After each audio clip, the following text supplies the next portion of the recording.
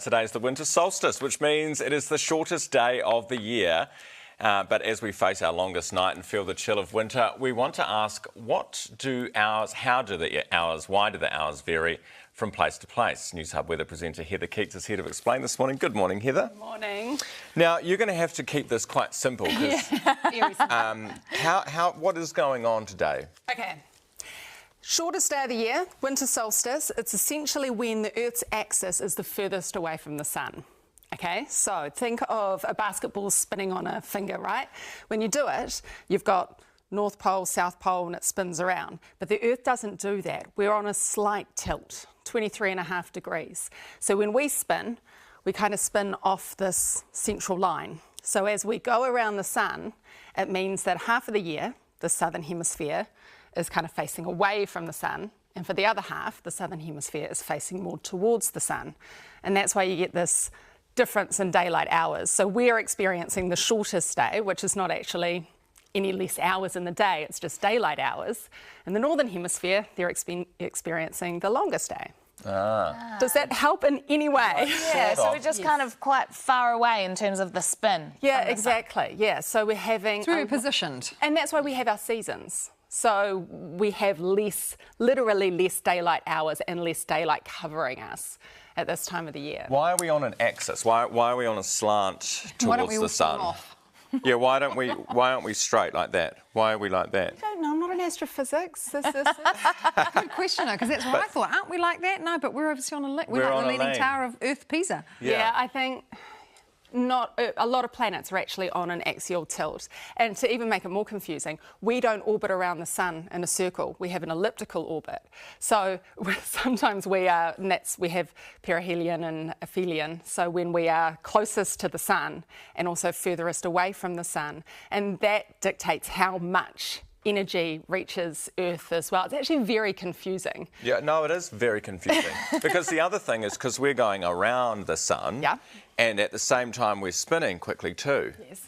It's like, you sometimes, when you've had a few too many drinks and you're a bit dizzy, but you're also walking, It's a little bit like Are you saying that Earth's had too many wines? Well, maybe. I mean, maybe that's why we're on the tilt.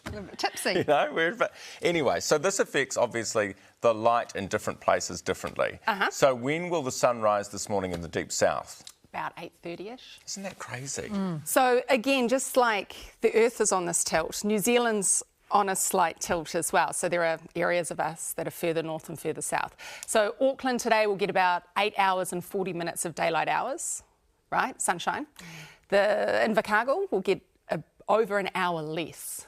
And then it gets even more confusing, which I tried to explain to Ryan and almost blew his head apart this morning. Hard some days.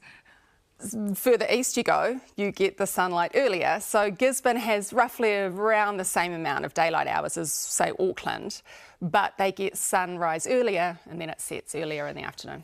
Does it mean that from here on in, for the rest of the year, the weather's going to get better in terms of sunshine?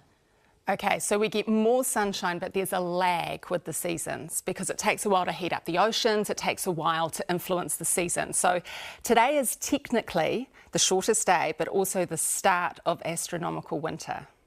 Because August, September are our wettest months. And it hasn't even got wet yet. So you were talking about the more sunshine hours. So you think about summer, deep south, central Otago, they're light till 10 o'clock at night. It works the other way in summer. They get more daylight hours in summer. Well, you're on a roll now, Bernie. Yeah, she understands. Slow down. See, it's not that hard, Ryan. But so okay, here's my question to you then.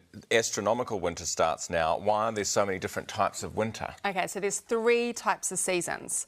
So you have meteorological winter, which is just easy for everybody, and we start that on the 1st of the month, and for 3 months, and it's just easy for record keeping. And sometimes the shortest day is on the 21st or the 22nd. We have leap year, so it's just easier for record keeping and for the entire world to have this 3-month block starting on the 1st of every month.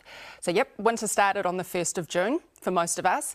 If you run by the astronomical seasons, we do it on the winter solstice, the summer solstice, and then the equinoxes, autumnal and spring equinox. So today marks the beginning of winter.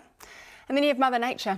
And Mother Nature just decides whenever she wants that the seasons have started. So given the cold snap we had, 10 days ago, I reckon Mother Nature started winter about 2 weeks ago. Yeah.